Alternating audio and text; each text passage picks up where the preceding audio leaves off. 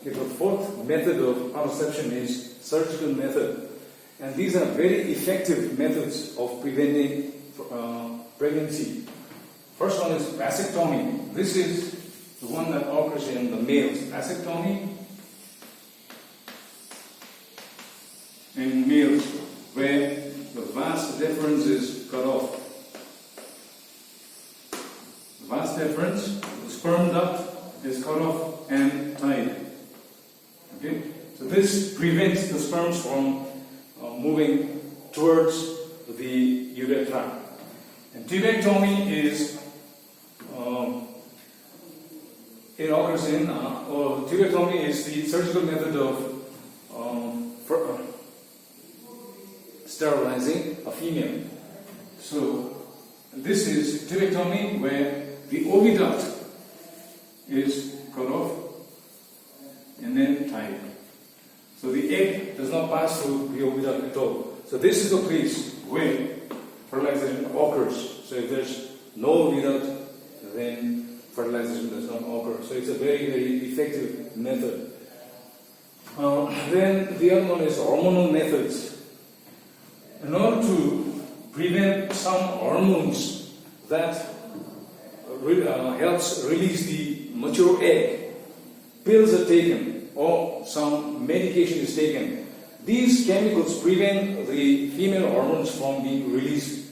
So this also will prevent pregnancy, but it does have some side effects. So these surgical method and hormonal methods can have some side effects. And the last one here is MTP, which is medical termination of pregnancy. This is not a preventive method at all. It is not a preventive method. It is actually a last resort when, especially this abortion or MTP is given to a female, a pregnant female, only if, in cases where the baby is suffering from some kind of disorder, and the baby will be very abnormal, or the mother is in danger. In these cases, MTP is given, is legalized, and it has to occur before 12 weeks. Okay, and then amniocentesis is a technique of determining the defects, disorders, or abnormalities in chromosome or the metabolic activities in the embryo by extracting a small amount of amniotic fluid.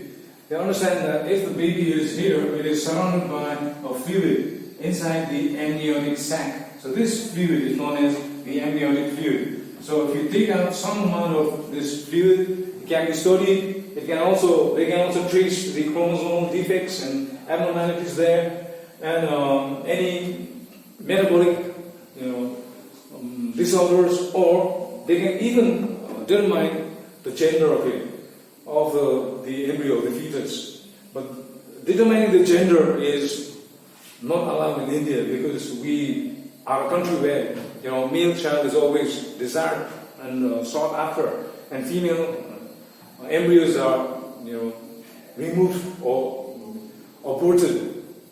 So in order to prevent that, the gender detecting is prevented. So this is just a technique to know the condition of the embryo or the growing fetus inside the uterus. Now there are several ways in which fertilization in people who are not able to give birth naturally, there are several methods that has been devised, and we shall discuss each one. The first one is IVF, known as in vitro fertilization. This is truly what is known as the test tube baby, where fertilization occurs inside the test tube, and it grows in the morula, blastula, and then after that it is inserted into the uterus of the mother. So that's in vitro fertilization. The next one is ZIFT, zygote intrafallopian transfer, where fertilization in one female oviduct, one female and her reproductive structures are working fine, and there the fertilization occurs, and that fertilized cell is removed and transferred to another uterus or another female's uterus. So that's a surrogate mother. Then comes gift, okay? Gamete intrafallopian transfer. Here, the gametes, male and female gametes, that's the ovum and the sperms, are collected from donors, and then they are transferred into the fallopian tube, where natural fertilization occurs, and then implantation after it in the mother. So here, gametes are collected and inserted into the fallopian tube. And then the next one is intracytoplasmic sperm injection. So that's ICSI. Here, sperms are injected in the ovum in the lab. So one sperm taken and injected into the egg cell. Okay? So that occurs in, this is another test tube. You can call it a test tube baby here, another one. Then, the last one is your intrauterine insemination. So that is sperms from the husband, or if the husband is, what do you call it? I'm not getting the word. If the husband is not able to produce viable sperm cells, then a donor is sought after. And once the donor is found, the sperms are taken from the donor and released into the uterus of the female. And natural fertilization occurs, followed by natural implantation in the mother's uterus. So these are the different assisted reproductive technologies.